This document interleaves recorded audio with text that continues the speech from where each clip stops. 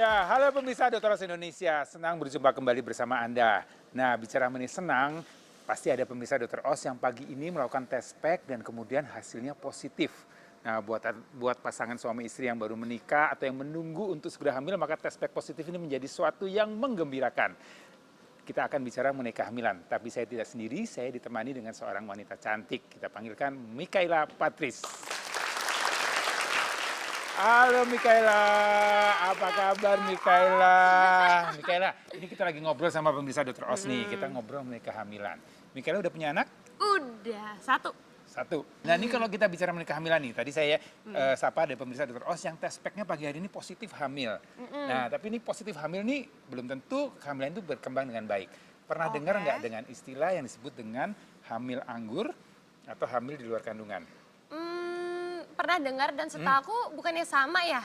Mau hamil anggur tuh sama hamil di luar kandungan itu bukannya sama aja ya? Nah ini supaya lebih jelas ya, biar penonton Dokter Os juga bisa lebih tahu mengenai apa sih sebenarnya hamil anggur dan apa itu hamil di luar kandungan.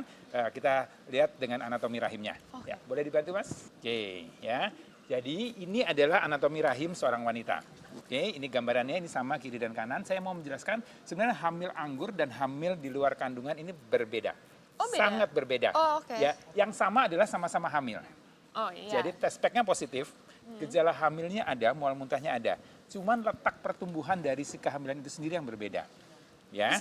Bisa beda. Beda. Oke. Jadi kalau hamil anggur itu adalah suatu kehamilan yang terjadi di dalam rahim. Oke, jadi ini adalah rahim. Kita lihat kan kalau hamil anggur itu kalau normal kan hamilnya bentuk janin. Iya. Nah, kalau hamil anggur dia gambarnya seperti anggur. Maksudnya kecil-kecil. Kecil-kecil, tapi banyak. bulat-bulat dan banyak. Betul. Oh. Ya, jadi itu gambar itu terlihat dengan pemeriksaan ultrasonografi atau USG. Itu maksudnya banyak anaknya gitu. Jadi kayak seakan-akan bertelur. Nah, bukan anak yang berkembang. Artinya gini, kalau sel telur bertemu dengan sel sperma, kemudian dia tumbuh. Harusnya kan ada bagian menjadi plasenta, bagian menjadi janin, Iya. jadi selaput ketuban, menjadi cairan ketuban. Nah, yang menjadi bakal janin tidak berkembang dengan baik. Yang berkembang baik adalah yang bakal menjadi plasenta tadi. Tapi dia tumbuhnya berlebihan. Jadi berupa gelembung-gelembung yang kita sebut dengan hamil anggur atau yang kita sebut dengan penyakitnya adalah trophoblast disease. Ya, dan bentuknya gambarnya seperti ini nih. Ya, jadi dia akan menempel di ini ya, jadi dia bisa menempel. Jadi letaknya sama di dalam rahim tapi bentuknya hanya berupa gelembung-gelembung seperti ini. Kita lihat seperti ini. Intinya banyak ya? Ya, banyak. Jadi ini kalau yang hamil anggur. Jadi gambarannya adalah secara USG seperti ini. Nah, kalau hamil di luar kandungan itu berbeda.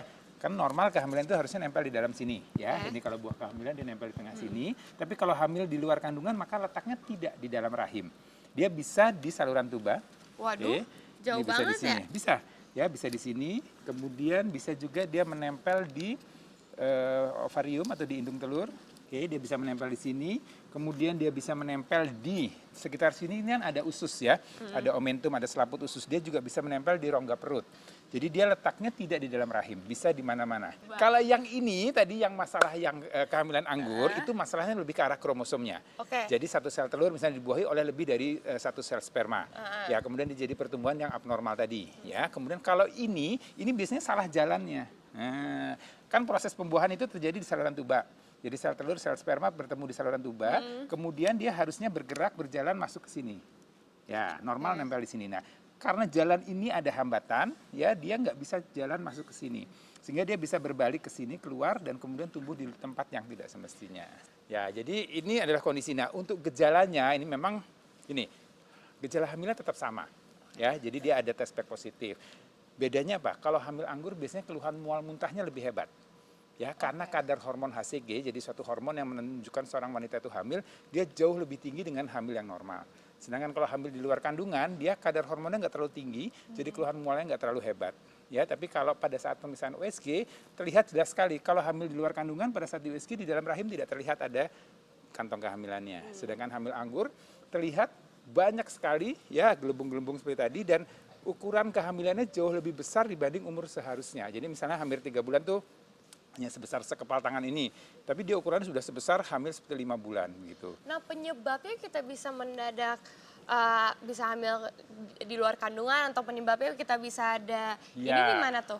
Jadi penyebabnya ini kan memang bermacam-macam. Tadi kalau kita bicara mengenai secara pasti sih memang kita nggak tahu.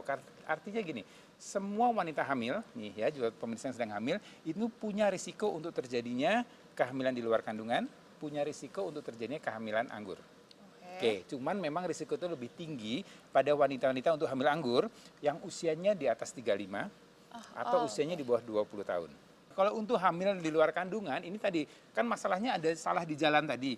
Nah, sumbatan itu atau gangguan jalan tadi biasanya terjadi karena adanya infeksi.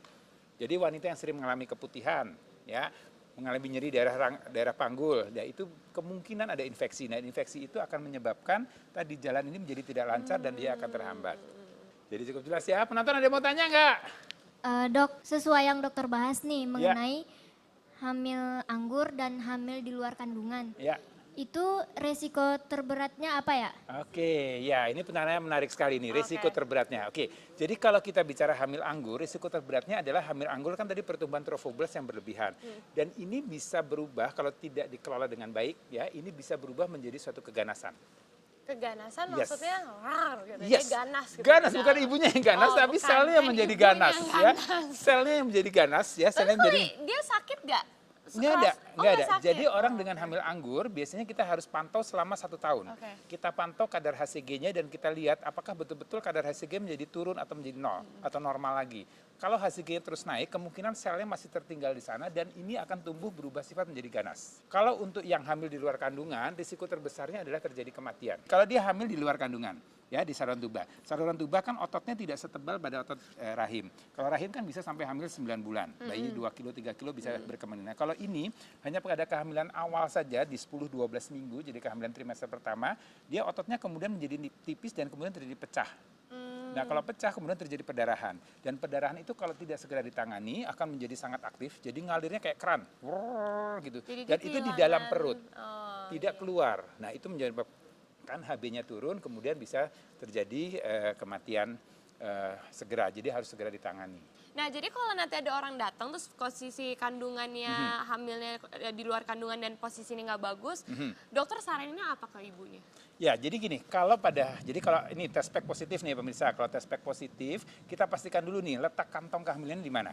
Jadi lakukan segera pemeriksaan ultrasonografi, kita lihat. Kalau letaknya terlihat di dalam rahim, aman.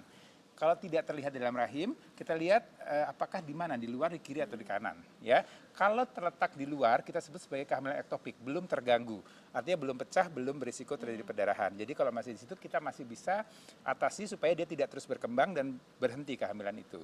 Kalau hamil anggur, nah kalau terlihat ini gambaran seperti anggur-anggur banyak itu, biasanya kita harus segera melakukan tindakan kuretase, pengakhiran kehamilan tadi, dikuret. Ya. Jadi nggak bisa? Nggak bisa lanjut kehamilannya. Bener-bener dia nggak bisa lahirin anak ya? Ya. Oke. Risikonya. Jadi itu yang perlu diperhatikan mengenai hamil anggur. Nah, kemudian kalau sudah terjadi hamil anggur, kemudian terjadi kehamilan di luar kandungan, kapan sih sebenarnya dia bisa hamil lagi? Menurut Michael kapan? Setahu sih kalau habis dikuret harus 1 tahun. Oke. Setelah itu. Kalau kuret 1 tahun. Kalau hamil anggur? 1 tahun. Kalau hamil ektopik? 1 tahun setelah 1 itu. tahun. Oke, sebenarnya kalau untuk hamil anggur betul 1 tahun. Jadi setelah tindakan kuretase untuk hamil anggur, kita biasanya sarankan untuk diistirahatkan selama 1 tahun dengan catatan tadi kadar HCG-nya terkontrol. Jadi kita pastikan tidak berubah menjadi ganas. Nah, kalau hamil ektopik ya itu setelah operasi atau hamil di luar kandungan. Sesar soalnya dia. Operasi ya. Kalau ini sebenarnya 3 bulan cukup. Kalau dia bukan hamil abdominal ya, kalau hamil di saluran tuba, kemudian dia harus dipotong saluran tubanya. Jadi setelah pemulihan operasinya, biasanya 3 bulan dia siap untuk hamil lagi. Tadi kita sudah membahas mengenai kehamilan, jadi buat Anda yang tes pack positif pagi ini, pastikan kehamilan itu bukan kehamilan di luar kandungan dan juga bukan hamil anggur. Masih banyak informasi menarik lainnya, tetap Dr. Oz Indonesia.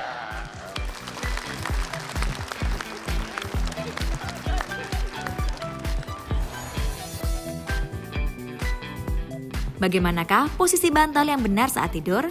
Simak informasinya sesaat lagi.